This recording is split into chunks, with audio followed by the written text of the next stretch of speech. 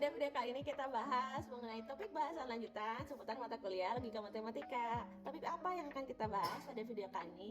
Topik yang akan kita bahas adalah jenis kalimat logika dan logika kuantor.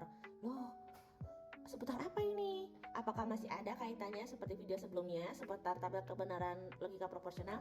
Ada dong. Nah, hubungannya dari mana? Nah, untuk mengetahui lebih lanjut, mari kita bahas, belajar bersama-sama. Mari kita sharing ya. Seperti biasa, mari kita belajar beredukasi bersama Mutiara. Oke, yang akan kita bahas topiknya adalah ini, jenis kalimat logika dan logika kuantor. Nah, topik bahasan ini pasti masih nyambung dari materi sebelumnya ya, seputar tabel kebenaran logika proporsional. Bagi teman-teman yang memang belum melihat dulu untuk video sebelumnya, baiknya melihat dulu video sebelumnya supaya video kali ini lebih mudah dipahami.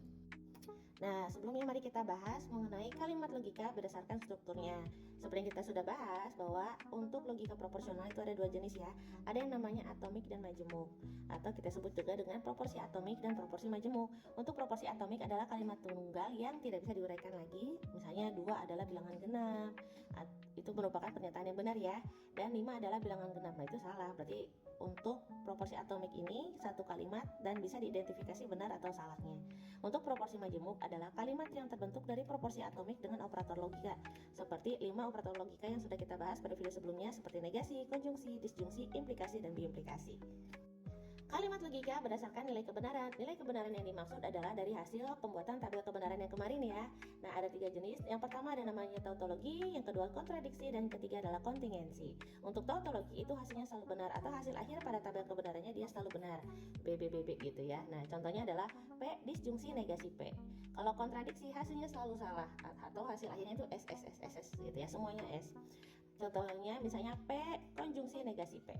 Nah, yang ketiga adalah kontingensi atau hasilnya bisa kondisi benar dan ada kondisi yang salah. Jadi ada benar, ada yang salah juga. Contohnya adalah P konjungsi Q gitu ya. Selanjutnya kita akan bahas seputar logika berkuantor. Jadi pada logika predikat itu digunakan kuantor untuk menyatakan banyaknya objek yang terlibat. Nah, di sini kita akan mengenal dua istilah kuantor. Yang pertama adalah kuantor universal, simbolnya seperti huruf A terbalik ya. Dan yang kedua adalah kuantor eksistensial, simbolnya seperti E ya.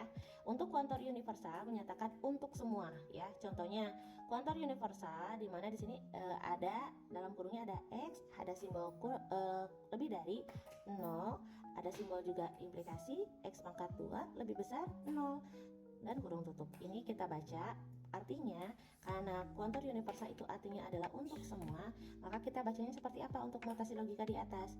Bacanya adalah untuk semua X lebih besar dari 0, maka X pangkat 2 juga lebih besar dari 0 gitu ya. Untuk kuantor eksistensial, untuk kuantor eksistensial itu menyatakan ada minimal 1. Jadi ada datanya minimal 1. Contohnya penulisannya seperti ini, ada kuantor eksistensial, ada X dalam kurung X pangkat 2 sama dengan 4 dan kurung tutup. Ini maksudnya apa? Kita bisa baca bahwa ada X sehingga X pangkat 2 sama dengan 4. Nah, jawabannya itu benar ya, karena X pangkat 2 sama dengan itu bisa nilai X nya itu adalah 2 atau X nya sama dengan min 2.